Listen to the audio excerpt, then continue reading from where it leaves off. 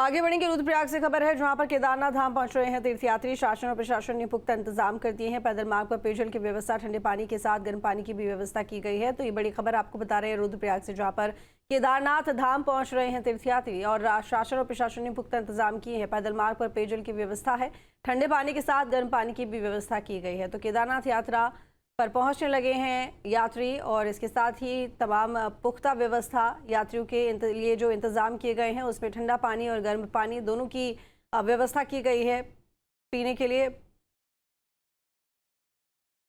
तो हमारे साथ में सुरेंद्र रावत पहले से ही बद्रीनाथ से जुड़े हुए हैं और अभी हमारे साथ में प्रवीण रावत भी जुड़ गए हैं केदारनाथ से।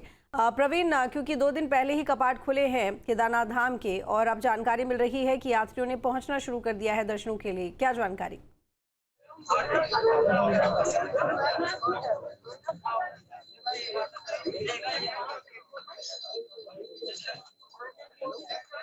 प्रवीण, मेरी आवाज मिल रही है आपको?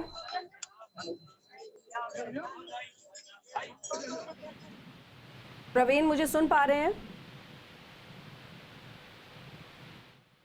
सुरेंद्र, क्योंकि बद्रीनाथ धाम के कपाट भी आज ही खुले हैं और जब कपाट खुलने की प्रक्रिया शुरू हुई थी उस वक्त हमने जो जानकारी दी दर्शकों को और जो वहां से तमाम जानकारियां मिल रही थी उसके हिसाब से जो दर्शकों का आंकड़ा था वो यही कहा जा रहा था कि जो श्रद्धालु वहां पर मौजूद थे लगभग 10 से 12 हज़ार की संख्या में मौजूद है। लेकिन अगर आज के दिन की बात की जाए, पहले दिन की बात की जाए, तो लगभग क्या अनुमान है कि कितनी संख्या में लोग आज दर्शन कर सकते हैं? बिल्कुल, जो पहला दिन होता है विशेष दिन होता है और इसीलिए बहुत बड़ी संख्या में श्रद्धालु यहाँ पे पहुंचते हैं। अगर आज की बात करें तो अब तक जो जिस तरह से जो कतार कल से ही लगी थी उससे अंदाजा लगाया जाए तो लगभग 15,000 श्रद्धालु यहाँ पे पहुंचा है और जिसको लेकर जो देर रात से ही जो कतार में खड़े थे, जो नागनागिनी मंदिर है वहां तक लाइन लगी है और मंदिर समिति की ओर से, पुलिस प्रशासन की ओर से सुव्यवस्थित तरीके से जो दर्शन हो पाए इसके लिए यहाँ पे जगह जगह पे पुलिस के और जो जवान है वो तैनात किए गए हैं। लेकिन हर व्यक्ति का एक जिद होता है कि वो इस पल को सबसे पहले यहाँ पे दिव्य ज्योति के दर्शन करे, तो इसको लेकर कहीं ना कहीं जो व्यवस्थाएं हैं वो डगमगाती दिखती है।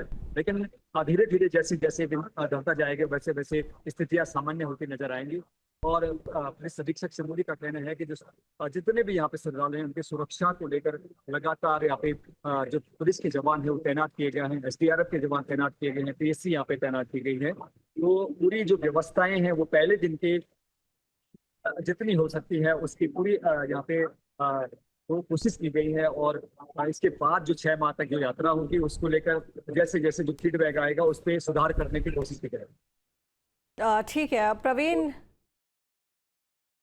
के पास लौटेंगे। लेकिन सुरेंद्र, एक बात और, अगर इंतजामों की बात की जाए तो चारधाम यात्रा को लेकर इंतजामों की जो यहाँ पर कोशिश है वो बहुत पहले से की जा रही है। लगभग 2 से ढाई महीने से यहाँ पर तमाम तैयारियां शुरू हो गई थी, अब तैयारियां पूरी हो चुकी हैं, यात्रा शुरू हो चुकी है। तो ऐसे में किस तरह के खास इंतजाम किए गए हैं यात्रा के लिए?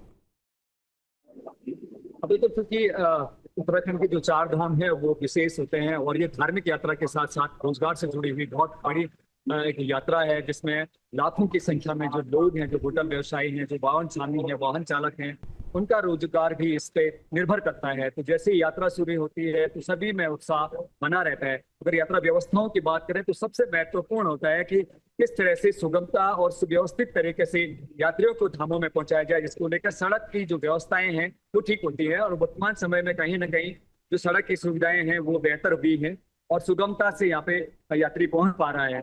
बद्रीनाथ धाम की अगर बात करें तो अलग अलग जगह पे बैरिकेड्स किए गए हैं जहाँ से जो बद्रीनाथ मंदिर तक जो दर्शनों के लिए पहुंच रहा है उसके लिए वन वे किया गया है ताकि किसी तरह की वॉच पोस्ट की व्यवस्था न हो और यात्रियों के दर्शन सुव्यवस्थित तरीके से हो पाए। ठीक है। और इसके साथ ही मुख्यमंत्री धामी भी बद्रीनाथ धाम पहुंचे थे, लगभग कितनी देर वो बद्रीनाथ धाम में रुके?